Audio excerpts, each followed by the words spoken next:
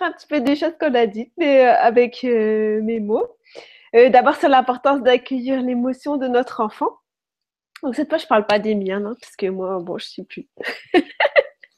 Non, mais j'avais envie de parler vraiment de ce qu'on peut faire avec les enfants. Donc d'abord, chaque fois qu'on demande à notre enfant qui est contrarié d'être plus fort ou d'être plus calme ou de cesser d'exprimer une émotion, pour notre confort personnel, en fait, on lui demande de créer une barrière, un blocage entre lui et son émotion.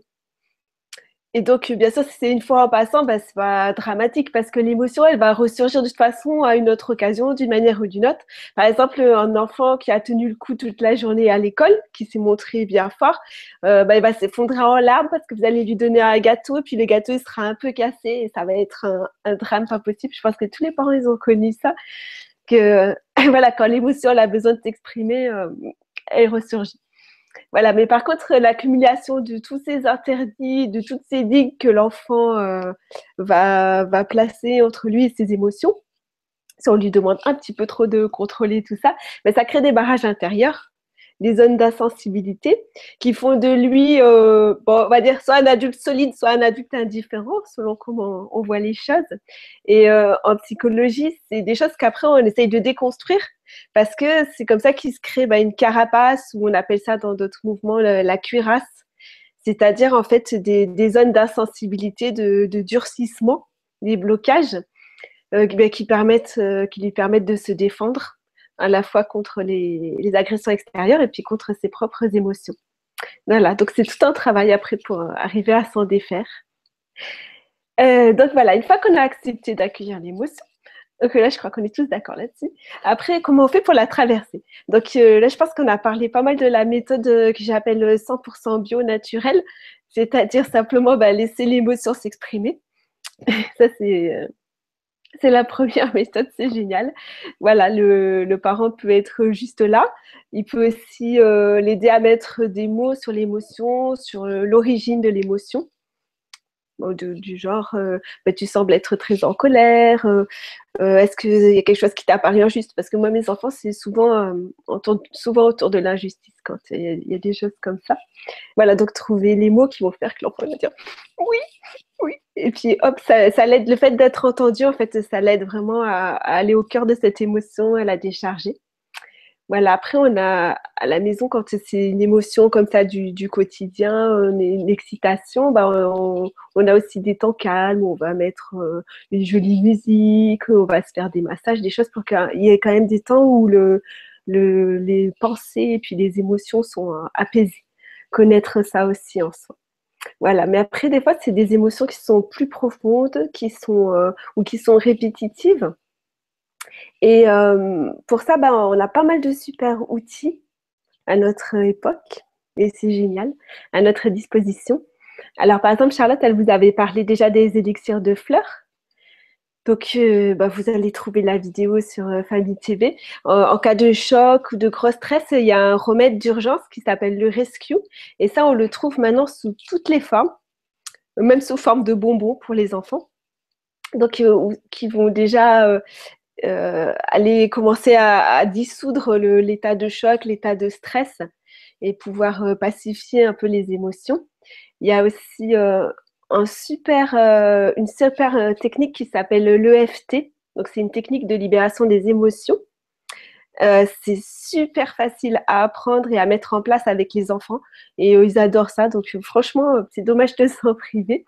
Ça rend d'immenses services. Ça s'apparente à peu près à l'acupressure parce qu'on stimule des points. Mais là, cette fois, c'est en tapotant, avec des petits tapotements. Et vous allez trouver ça facilement sur Internet. Et puis en plus, Sylvie, elle a déjà proposé une émission sur le sujet avec Caroline Burel que vous pouvez retrouver ici sur Famille TV dans le thème bien-être. Et sinon, je peux vous la remettre dans les commentaires, voilà, où elle explique aussi comment on peut utiliser donc le FT avec les enfants. Voilà, voilà. Donc ça, c'est des choses qui permettent en fait d'aller plus en profondeur sur un problème un peu plus consistant. Et un exemple, par exemple, c'est ma fille, elle se couchait de plus en plus tard. 10h, 11h, minuit, elle n'arrivait plus à dormir le soir. Et en fait, juste en lui faisant comme ça une séance de EFT, on a tout débloqué. Voilà. Et puis, ce que j'utilise beaucoup à la maison, c'est l'introspection. pour les enfants. Par exemple, vous avez quelque chose d'approchant, c'est la méthode TIPI, TIPI, qui est une méthode d'accueil de l'émotion qui a repris de façon très très simple les principes d'introspection, d'écoute intérieure, où on se met simplement à l'écoute de ce qui se passe à l'intérieur. Alors pour les enfants, c'est souvent ils en sont pas là, à moins d'une prédisposition. Donc pour ma part, ce que je fais, c'est que je vais les guider en demandant de me dire, par exemple, quelle couleur a l'émotion, quelle forme, surtout où elle est située dans le corps, parce que c'est important l'aspect corporel. Voilà, de quoi, alors si on arrive vraiment à rentrer dans l'émotion, on peut voir de quoi elle parle. Et le fait même de porter l'attention sur l'émotion et de se mettre à l'écoute, ça va débloquer les choses. Voilà, si on peut, alors si on aime bien la CNV, la communication non violente, et qu'on en a l'occasion, on peut remonter jusqu'à comprendre le besoin qui n'a pas été satisfait derrière l'émotion. Voilà, tout ça, c'est en dialogue avec l'enfant, donc avec des enfants un petit peu plus grands que ce que disait Mathieu. Mais voilà, les mots sont des fenêtres. Ça, c'est génial.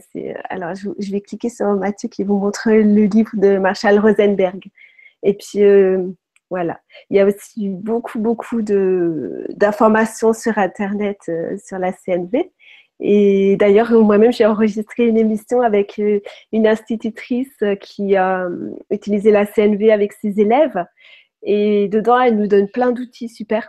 Et d'ailleurs, merci Mathieu. Comme ça, je le mettrai. Je n'avais pas pensé, mais je vous la mettrai aussi dans les commentaires, cette émission. Voilà, voilà. Et puis après, si ça ne suffit pas, parce que des fois, on peut être dépassé soit par la profondeur de l'émotion, soit par le fait même que nous, on est pris à partie dans cette émotion. Voilà, puisqu'on est le parent. Et donc, on peut chercher de l'aide chez les pros. Et là, vous pouvez trouver de l'aide dans l'homéopathie, la kinésiologie. Et je voulais vous parler particulièrement de la microkiné, parce que c'est une méthode qui n'est pas toujours connue. Et c'est une méthode vraiment très douce, super adaptée pour les enfants, et qui est pratiquée par des gens qui, à la base, sont formés en tant que kiné, et qui va s'appuyer, comme l'EFT, en fait, sur nos points d'acupuncture.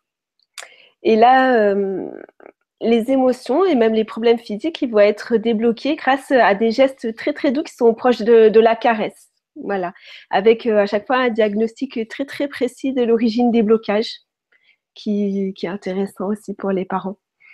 Donc voilà, si j'arrive à trouver un micro-kiné qui veut bien nous en parler, je ferai une émission aussi sur le sujet parce que c'est super intéressant.